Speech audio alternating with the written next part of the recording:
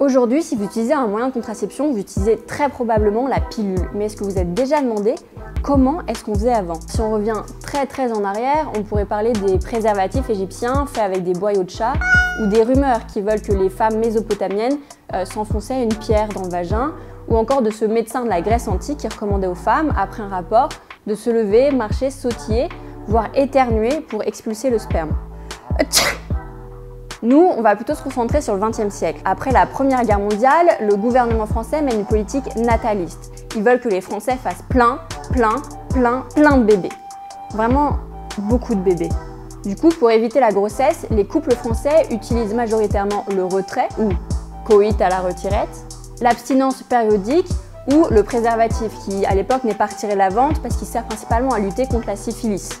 Ça change en 1967 avec la loi Neuwirth qui autorise la contraception.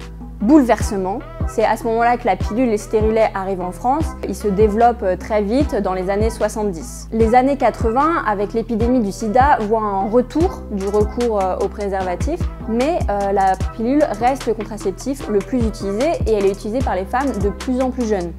La pilule continue de régner sur la contraception française jusqu'en 2012 et la crise des pilules. C'est une jeune femme qui porte plainte après un AVC qu'elle impute à la prise d'une pilule. Entre ce scandale sanitaire, les effets secondaires qui peuvent parfois être lourds et les contraintes que représente la pilule de toujours prendre un médicament à la même heure tous les jours, la pilule perd en popularité. Elle reste quand même la contraception la plus utilisée par les Français, surtout par les jeunes femmes qui la combinent souvent avec le préservatif.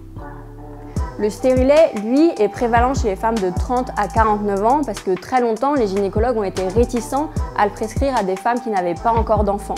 Mais c'est en train de changer. 78% des femmes prennent soit la pilule, soit le stérilet, ce qui tranche avec les autres pays. Devinez, à l'échelle mondiale, quelle est la contraception la plus utilisée? Le préservatif? Eh bien non, c'est la stérilisation féminine ou masculine.